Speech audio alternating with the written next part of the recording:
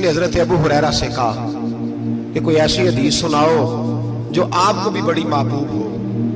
حضرت ابو ہریرہ نے چیخ ماری، رونے لگے اور بے ہوش ہو گئے۔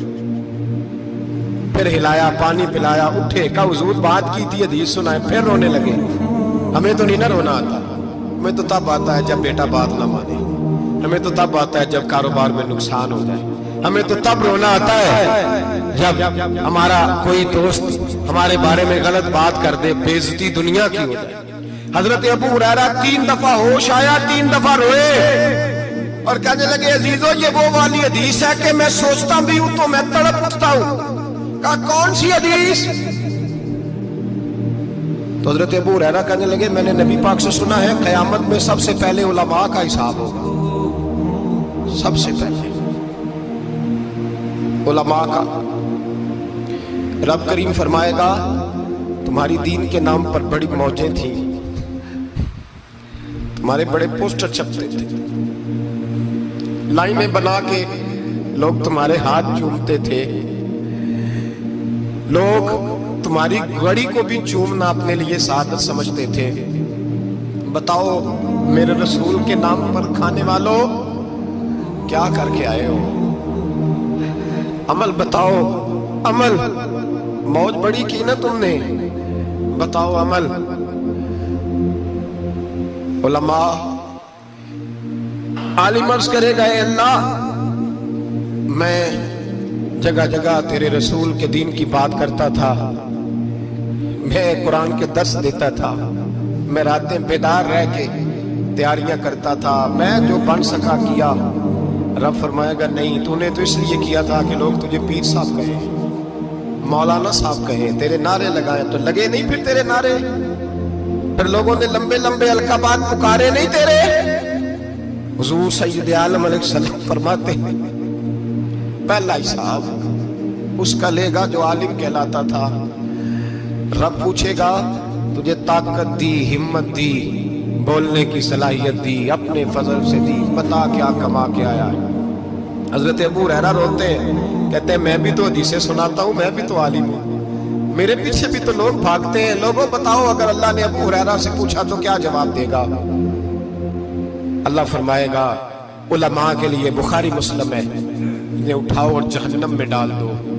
امام غزالی فرماتے ہیں اگر کسی عالم کو سزا ملی تو سخت سخت عالم کو ملے گی۔ دعا فرمائیں اللہ میرے جیسے لوگوں کو ہدایت کا رستہ عطا فرمائے، اور جو کہتے ہیں سمجھتے ہیں اللہ اس پر عمل کی توفیق عطا فرمائے۔ فرمایا حضرت ابو ہریرہ نے دوسرے نمبر پر سخی اللہ کی بارگاہ میں کھڑا کیا جائے، مالدار۔ رب فرمائے گا بول، کچھ ایسے بھی تھے جن کے پاس شام کی روٹی نہیں تھی، تجھے میں نے تیری تجوری بھر کے تجھے دولت عطا کی، تجھے وراثت میں میں نے مربے دیے، جائیدادیں دی۔ بتا وہ کچھ وہ تھے سویرے مزدوری کرنے جاتے تھے، کما کے لاتے تھے، ہزاروں روپیہ تیری بینک میں پڑا تھا، بتا کیا کیا تو نے؟ اے اللہ میں نے مسجد میں دیے، مدرسے میں دیے، 30 دن افطاریاں پکاتا رہا۔ اللہ فرمائے گا تو جھوٹ بولتا ہے، تو سارا کچھ اس لیے کرتا تھا کہ لوگ تجھے سخی کہے۔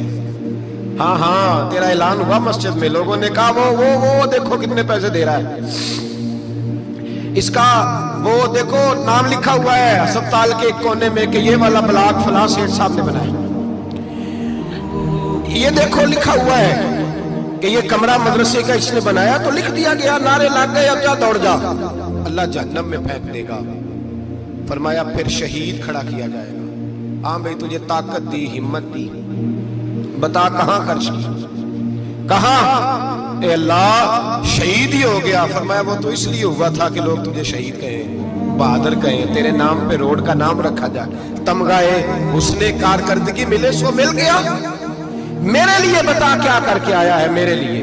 اسے اٹھاؤ اور جہنم میں پھینک دو۔ بھائیو عذاب کڑا ہے، عذاب سخت ہے، حساب سخت ہے، اور جو حساب لینے والا ہے اس کو میں نا تراویح ہو رہی تھی تو قاری صاحب نے ایک سورہ یاسین شروع کی، وَامْتَازُوا الْيَوْمَ أَيُّهَا الْمُجْرِمُونَ۔ اللہ فرماتا ہے قیامت میں کہوں گا मुजरिम जो है ना वो सफों से बाहर आ गए, सफों से बाहर आ गए। एक हमारे फिजिक्स के टीचर होते थे तो बड़ी सख्त छड़ी मारते थे, तो जब वो कद भी बड़ा था, जलाल भी बड़ा था और उसूल बड़े अच्छे इंसान थे लेकिन सख्त थे, तो मुझे याद आता था कि जब वो सवेरे आके कहते थे जिसने काम ने लिखा वो बाहर निकल आए। दो किस्म की चोट लगती थी। एक तो ख्याल ये आता था कि शर्मिंदगी बड़ी होगी कि सारे स्टूडेंट बैठे हैं और 2 3 4 उनको कहा वहां मुर्गे बन जाओ, बड़ी शर्म आती थी। और फिर जब वो मारते थे तो इतना सख्त मारते थे कि कई के दिन तकलीफ रहती थी, बताया नहीं जाता था। वो स्टूडेंट बताते थे यार इससे बचो किसी भी तरीके, और किसी का काम रह भी जाता था कहते थे इस पीरियड की ड्यूटी सबक याद करके आना है। सख्त टीचर के बारे में तेरा मेरा ये रवैया है। तो याद आ रहा था जब वो कह रहे थे ना वमताजुल यौम अय्युहल मुजरिमून, तो मैं सफ में खड़ा था तो 2 कतरे मेरे बह गए आंसू के। मुझे साथ बच्चा कहने लगा तभी ये ठीक है। मैंने कहा तभी ये तो ठीक है, कुछ याद आ गया है कि मैदान महशर में यहाँ तो छुपे हुए हैं ना ऐब, छुपे हुए हैं। और भाई रब बड़ा करीम है, ऐबों के बावजूद नवाजता है।